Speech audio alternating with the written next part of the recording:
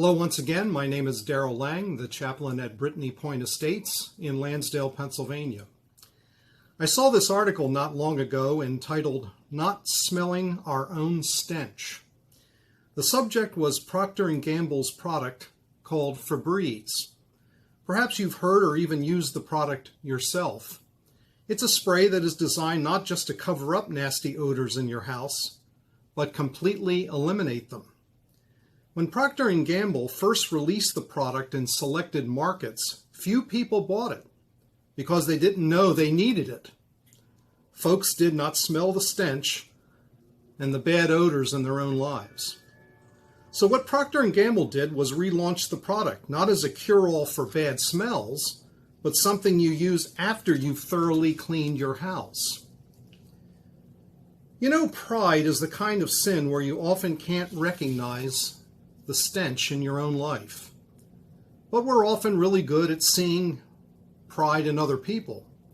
We observe the big egos in sports and business, and of course in politicians. What is pride? Well, a good simple definition of pride I once saw is this. Pride is pretending to be something better than you really are. And that's done before others, and also, importantly, before God.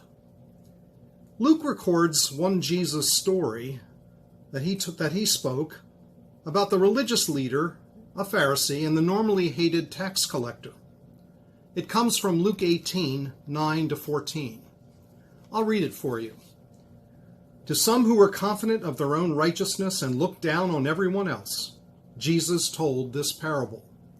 2 men went up to the temple to pray, one a Pharisee and the other a tax collector. The Pharisee stood by himself and prayed, "God, I thank you that I'm not like other people, robbers, evildoers, adulterers, or even like this tax collector.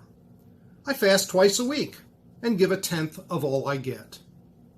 But the tax collector stood at a distance.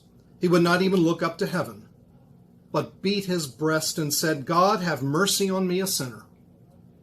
I tell you that this man, rather than the other, went home justified before God. For all those who exalt themselves will be humbled, and those who humble themselves will be exalted. Well, this religious guy in the story is saying that he's not a big sinner like the others beneath him. In fact, he says, "Hey, look at my religious duty. The guy fasts twice a week. Impressive." A quick note about that, though. In Jewish law of the day, you were only required to fast on the Day of Atonement. Oh, there's more. The religious guy says he's tithing 10% of all he has. Super impressive. He's saying, in essence, I not only paid my taxes, I did it twice. It's like sending 2 checks to the IRS. Very, very impressive. At this point of the story, Jesus tells us that there's probably no doubt in the listener's mind who the hero was. Of course, it was the religious guy, the audience would think. The audience, no doubt, thought that the mean, hated member of the community, which was the tax collector, he had no hope of being accepted by God.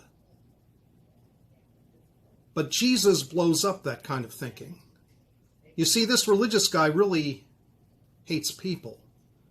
He says so himself in our story. He looks down on others as if they were subhuman. The religious guy thinks that by doing religious stuff times 2, he's in with God. Instead, Jesus tells us it's his spiritual death. Looking down on others and building up yourself is pride.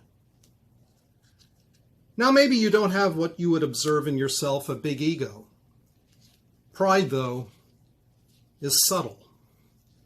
Writing off people, looking down on others for whatever reason, is one of the best ways to not love God and neighbor.